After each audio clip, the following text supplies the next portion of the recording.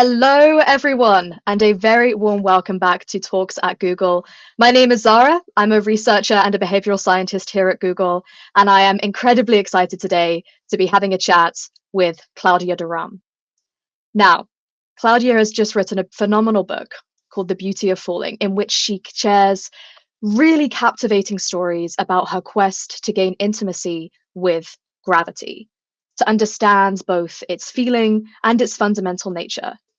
And Claudia has had a pretty phenomenal life playing with gravity herself as a diver, experimenting with her body's buoyancy in the Indian Ocean, as a pilot, soaring over Canadian waterfalls on dark mornings before beginning her daily scientific studies, as an astronaut candidate, dreaming of the experience of flying free from Earth's pull, and finally, as a physicist, discovering new sides to gravity's irresistible personality.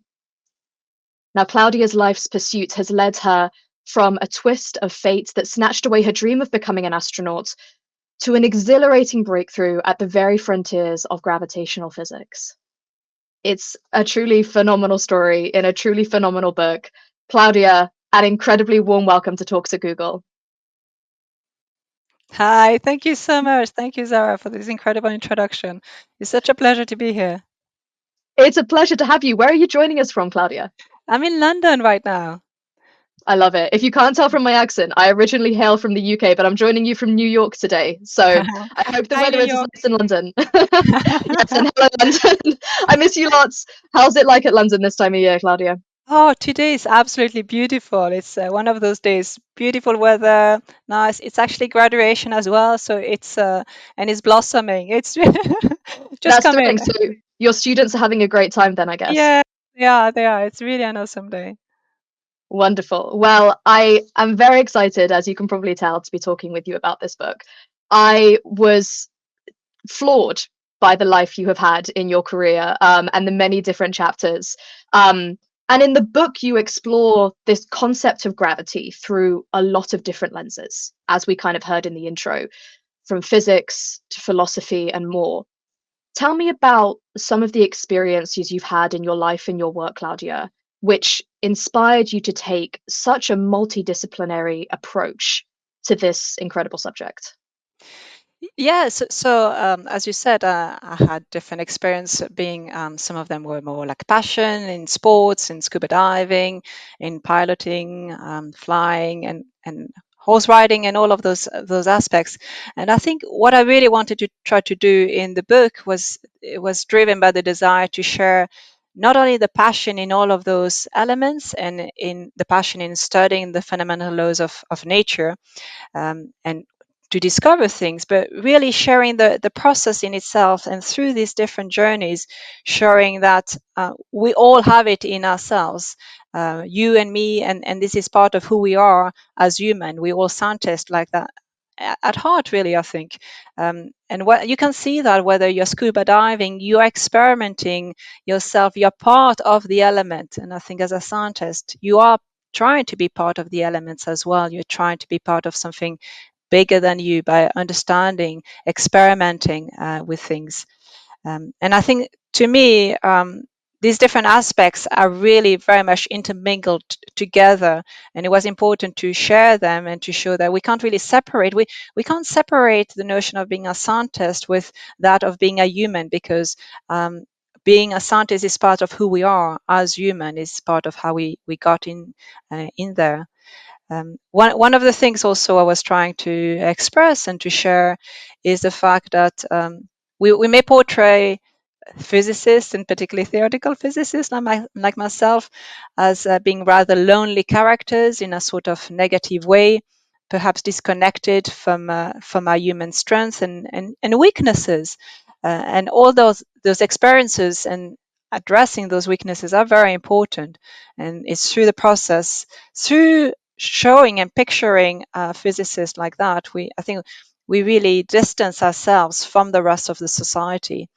So I was very much driven by the desire to connect back to the roots and what it means to search for a more fundamental understanding of nature, and to show that this curiosity is encouraged deep down in all of us.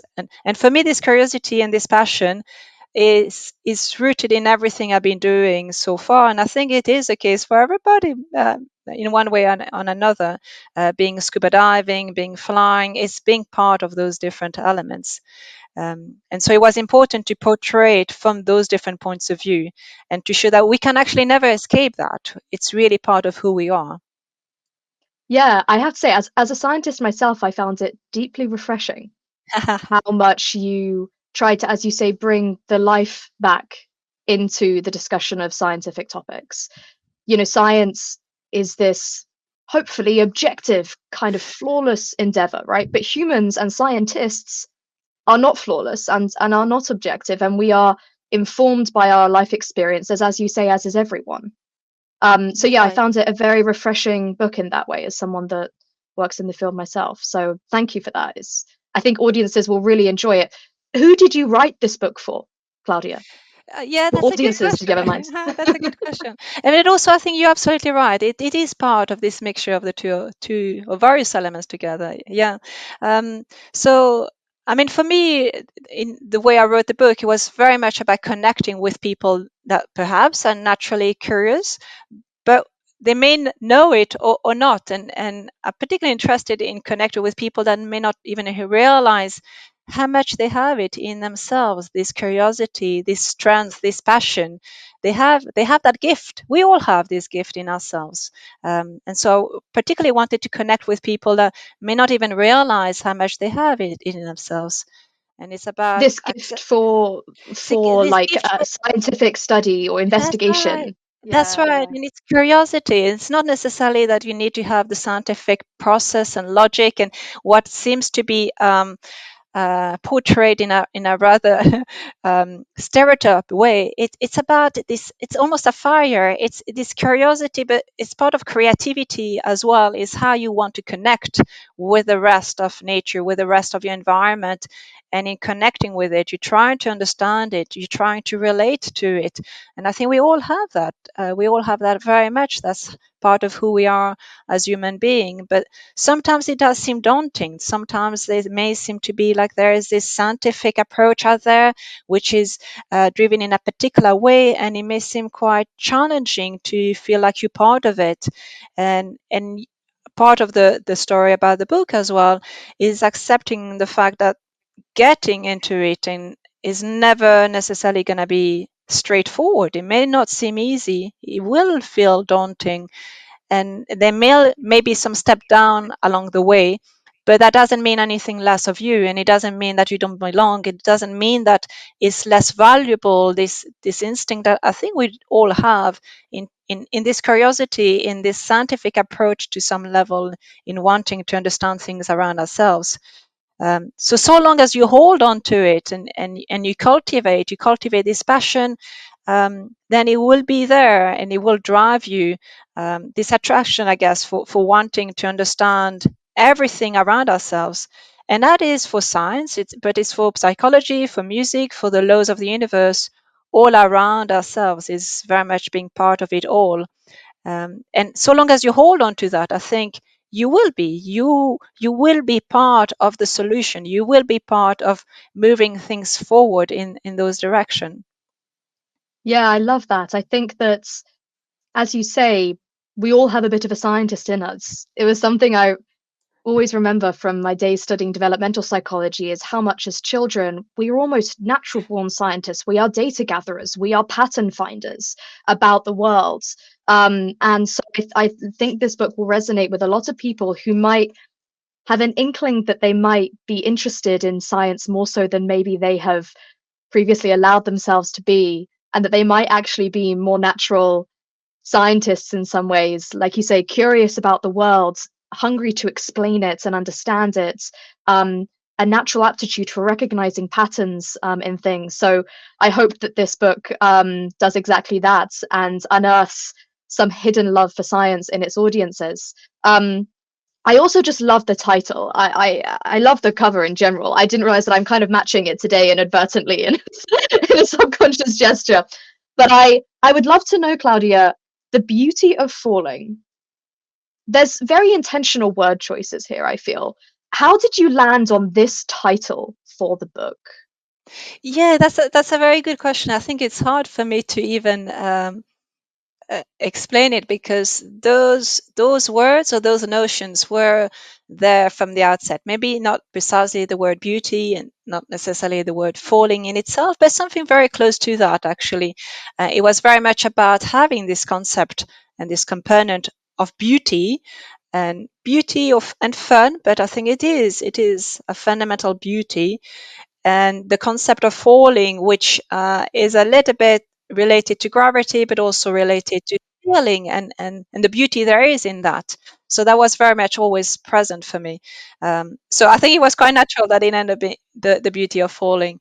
If it hadn't been the beauty of falling, it maybe would have been something like gravity with a sense of humor or something that shows that the, the mixes the seriousness of gravity and maybe this preconception that this is something quite rigid and serious that we have to follow the rules, with the fact that it's actually quite fun and we can challenge it and we can play with it and bring the kids part of of in all of us, which maybe it's because I'm just a big kid and I haven't moved out. I haven't moved out of that. We're all just big kids. I think we can all acknowledge that at this point. Yeah, it's a powerful metaphor. It struck me. As you say, falling has so many connotations. It reminds us of gravity. It reminds us of failure. It reminds us of the fear of going backwards in life or going down in life. Yeah, so I thought it was a very powerful metaphor for um, defending the beauty and the fun and the goodness that comes with setbacks, with down moments, with and with gravity itself. So yeah, great work. It's a great title. Yeah, and it was very much about demystifying gravity, which again seems a bit alienating and distancing ourselves, Mm. and demystifying the idea of falling, that it is actually, yes, there is the fall, but in itself the fall is has a very positive aspect, and we should really celebrate it. um, of course, throughout the book there's also my own failure and many different step backs with which I play with, and in the end they are what makes us who we are, and so it's not something we want to go back into. And there's also the play on the fact that gravity, Einstein's theory of general relativity, which is a best description for gravity, is facing its own failures. And that in itself is beautiful, and it shows us the way forward because it allows us to understand where we have to look for new discoveries. So it is extremely important. We need this falling and this failure to make progress. Yeah, it reminds me of something a professor said to me once when I was, in my student days, which is science as a field is about disproving things constantly. You can almost never prove a theory in science.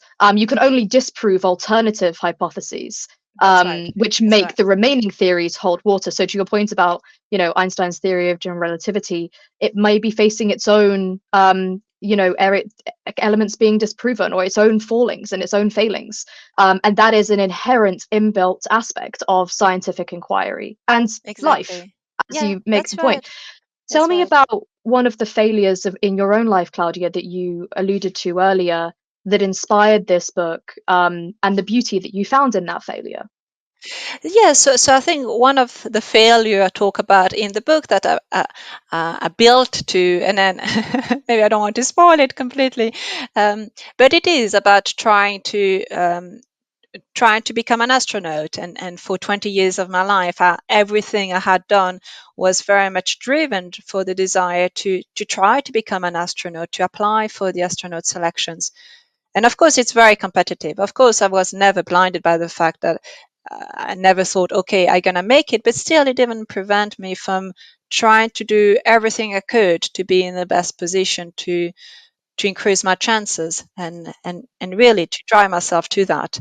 And so if you invest 20 years of your life with that one goal in mind, particularly if you're quite young, and then it doesn't work out, and it doesn't work out not because of anything that is within your control, it just doesn't work out. That's just life.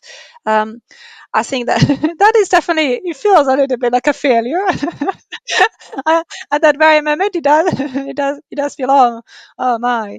Um, but at the same time, you learn so much from that process, and I learned so much from going through all of that process. And I can imagine a lot of things I would have done differently if I'd known from the outset that it wouldn't work. But I still feel it is part of who I am to have gone through all of this. And I wouldn't, if I knew I wouldn't become an astronaut, I would still have tried to do that. I sort of knew that the chances were very small. And then also knowing how to stand up from that and dust yourself up and say, okay, it's not going to be easy. It's a bit of a shame, but you don't exactly know where you're headed after that. But you can do your own things. You can embrace this element of failure. There's a lot of things that I have learned from the process that I am using as part of who I am. And I think that's true. That's true for everything we do, for the scientific process, but also for us as human. And again, I think there's something quite beautiful in that. And in that, we sort of picture um, human lives at the moment as something which can seem to be quite perfect from the outside, and it can be quite daunting. And the reality, at least for me, maybe for some people it's like that, but at least for me and for a lot of people that I know, is not like that. And it's the ups and downs and how you connect between these different events, these different ups and downs, which is essential. It is what makes you unique, what's make your life path really something quite unique, something very, very precious. And fun. Like to your point previously, like how awfully boring it would be if we could control everything and predict everything. And if life was as simple as like plugging in the numbers and then getting a predictable outcome, that would be rather boring. So yeah. So we've talked a bit about your own history, Claudia. Tell me, and we've started teasing about the history of our understanding of gravity. Tell me a little bit about whether there are any historical figures or events related to our understanding of gravity that you think deserve more recognition or attention. So there's definitely a lot of figures throughout the history of science, throughout the history of gravity, which are shadowed. And some of them I don't even know their names because they're not the one that history or that have been picked up along the way. But I think something which deserves much more recognition is realizing that it's not never the case that it's one person or one scientist by themselves making a discovery. Actually, we all of those discoveries, they are things we do together as a society. And it's not just that it's a team effort, but it's really a common effort as a society. And I think showing this much more clearly, how much we driving progress together, we driving scientific discoveries together as society, you and I and anyone is part of it, is I think important. Again, I am often worried that we distancing science distance themselves a little bit from the rest of reality in thinking there's the people doing science and the rest of the society. But the reality is the society as a whole, us all as human beings, are driving discoveries. And that was true, that has been true throughout history. It has been true in the 16th century. It was true for Einstein discovers himself. There's no question he was a genius, but also there's no question that he wouldn't have been able to make all of these discoveries if there wasn't all of this knowledge ready there at the same time, but also if there wasn't a common understanding within a society, a common will within all of us to want to understand things in that way. So I think really portraying scientific discovery much more through something which is by all of us, for all of us, would be beneficial. And his contemporaries as well, right? The the That's the right. specific individuals around us in our life. Like there's a saying which is often thrown around that as you grow through life, you become the sum of like the That's five right. people you spend the most time with, for That's instance. right. That's right. And That's right. and yet we don't talk about Einstein and colleagues, right? Or Einstein and partners, right? I think it's notable as two women in science, how often women's role in scientific discoveries is hidden or obscured or downplayed. And a personal analogy that you draw in the book is related to the role of women and other underrepresented minorities in physics. Tell me about the importance of their roles in this field. Yes, absolutely. I think that's absolutely true, and it's not only about women; it's about underrepresented minorities as a whole that are playing an essential role in driving all of the scientific progress. And throughout history, their role hasn't necessarily been appreciated and even noticed as much as it could have been. And yes, I do draw an analogy. In the book with different elements in the universe. I think there is value in recognizing that different elements in the universe do work in different ways.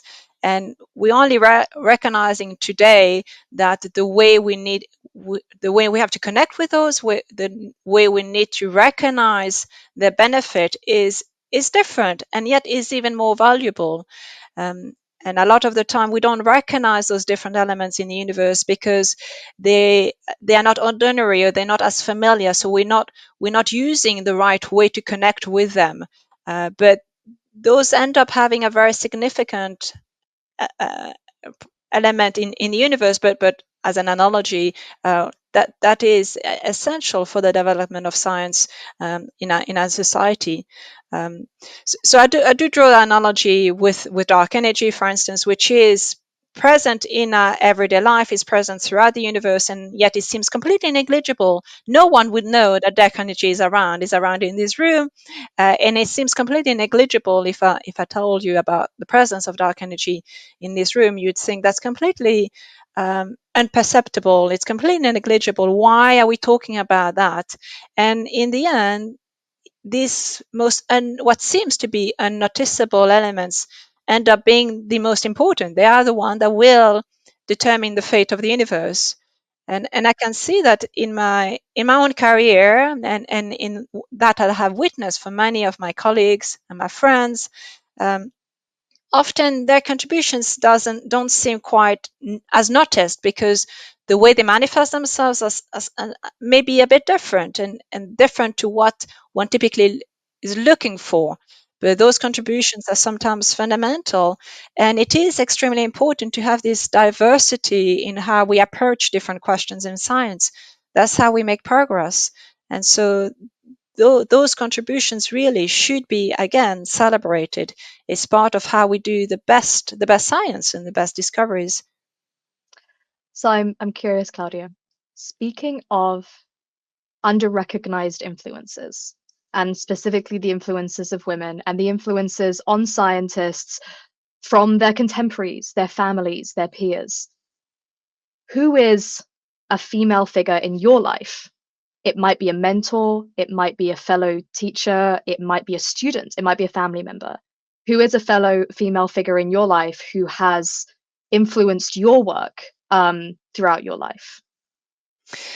That's an interesting question. I think someone whom I have so much um, owe for is Jocelyn Bell. I don't know. Do you know Jocelyn Bell? She discovered the first pulsar.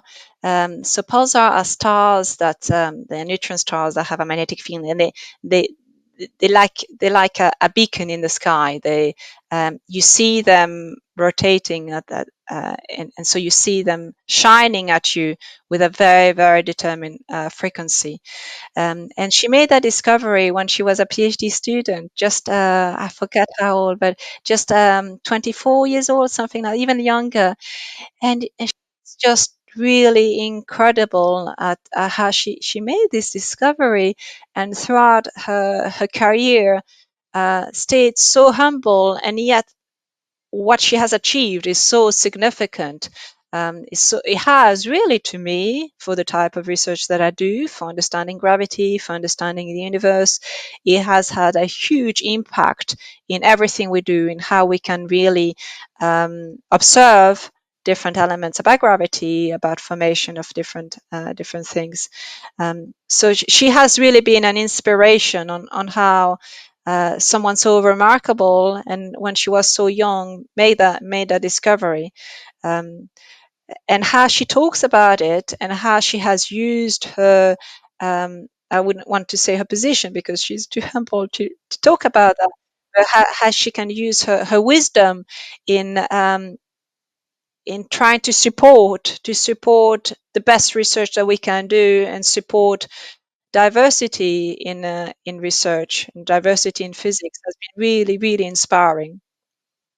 Well, I'm glad that we took that moment, Claudia. Thank you for appreciating Jocelyn and shining a bit more light, pun very much intended, on her fantastic work.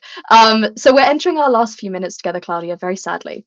One last question I have for you is, without giving any spoilers, what would you say is a key takeaway or an insight that you hope readers will come away with from reading this book? Really, how much fun it is, to play with gravity, to do science, to ask yourself a question. Really, if there's one takeaway, I would love people to close the book and just to look at the sky. And then it doesn't even need to be night, it can be cloudy, it doesn't matter. And just to realize how much there is out there and how much there is for us to connect with the universe in some way or another, how much actually we're not alone. And I'm not even talking about other planets and other lives out there for which we want to connect. It's very much at the more fundamental level, how we are part of the structure of space-time. And just realizing that there are gravitational waves glide that go through us coming from the other side of the universe all the time. Just take a second after you close the book and appreciate that fact, and maybe make you feel like, oh wow, this is really cool. That would be that would make my day. Well, I think that's a great call to action to end on. And when I finished reading the book, I must admit, I didn't quite look at the sky, but I sat back in my chair and I just sort of let this a very similar feeling to what you described sort of came over me, of just realizing both how small and how big our individual and collective human experiences are, and how interwoven Exactly. things are That's in ways we exactly. don't even realize at the time. And uh, yeah, so thank you for the wonderful experience I had reading the book. I really hope that this talk here today inspires our audiences to go and get a copy if they don't already. But thank you, Claudia, for Thank coming you very and much. having a Thank chat you. with me today. That was amazing. Thank Wonderful. you. Thank you Thanks. so Bye. much. And thank you to our audiences. Take Thank care. you. Bye bye.